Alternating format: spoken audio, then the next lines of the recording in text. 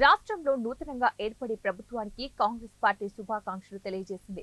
అనంతపురం జిల్లా కాంగ్రెస్ పార్టీ కార్యాలయంలో ఆ పార్టీ మాజీ మంత్రి శైలజానాథ్ మీడియాతో మాట్లాడారు.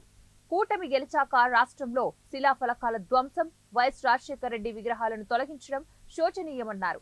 చంద్రబాబు రాష్ట్రానికి ప్రత్యేక హోదా తీసుకురావాల్సిన అవసరం ఉందని, ప్రస్తుతం అందుకు తగ్గ పరిస్థితులు కేంద్రంలో నెలకొన్నాయన్నారు. కేంద్ర ప్రభుత్వం ఏపీ, ఎంపీల మీదే ఆధారపడిందన్నారు. హైదరాబాద్ ఉమ్మడి రాజధానిగా ఉండేలాగా చంద్రబాబు చూడాలని విజ్ఞప్తి చేశారు. గతంలో లాగా రాష్ట్రానికి ముంతలు మట్టి కాకుండా మేలు జరిగేలాగా చంద్రబాబు వ్యవహరించాలని అన్నారు. విభజన చట్టంలోని అన్ని హక్కులను సాధించి ఏపీకి ప్రత్యేక హోదా తీసుకురావాలన్నారు. అలాగే విశాఖ ఉక్కు ఫ్యాక్టరీ అమ్మకాలను ఆపివేయాలన్నారు. పనులు వేగంగా జరుగుతున్నాయని వార్తలు చూస్తా ఉన్నాం. పూర్తి స్థాయిలో రాజధాని వచ్చేంత వరకు కేంద్రం యొక్క సహకారంతో హైదరాబాద్ను ఉమ్మడి రాజధానిగా కొనసాగించే విధంగా మీరు ప్రయత్నం చేయాలి.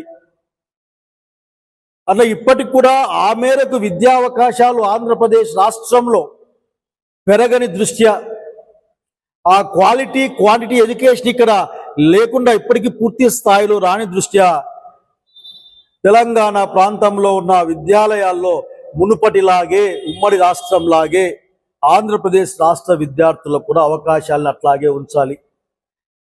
2వ తారీఖు లోపల మీరు మాట్లాడతారనుకున్నాం. బహుశా ఎలక్షన్ల హోరులోనూ గెలుపోవటంలో గొడవలో పడి మీరు మాట్లాడడం మర్చిపోయినట్లున్నారు. ఇక్కడికి ఇవన్నీ మాట్లాడాల్సిన సమయం వచ్చింది ఈ రోజున.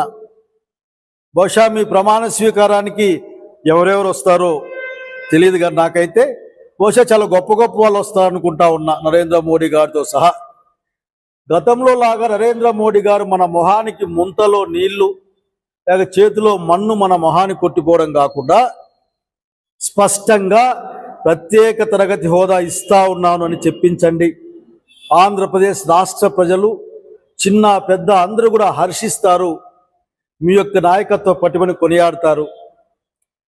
అట్లా అనంతపురం జిల్లా మొత్తం మీ పరమైపోయింది. అనంతపురం జిల్లాలో గతంలో ఎంత వేవుల్లో కూడా కొన్ని సీట్లు ప్రతిపక్షానికి వచ్చేది. ఈరోజు అనంతపురం జిల్లా మొత్తం మీ ఏలుబడిలోకొచ్చింది, లేకుంటే మీ నాయకత్వం లేకొచ్చింది. ఆ రోజున ప్రాజెక్ట్ అనంతాన్ని అన్ని పార్టీల సహకారంతో ఒక గుణాత్మకమైన ప్రాజెక్ట్ని కాంప్రహెన్సివ్ ప్రాజెక్ట్కి స్టార్ట్ చేశాం. ఆ పేరు మీకు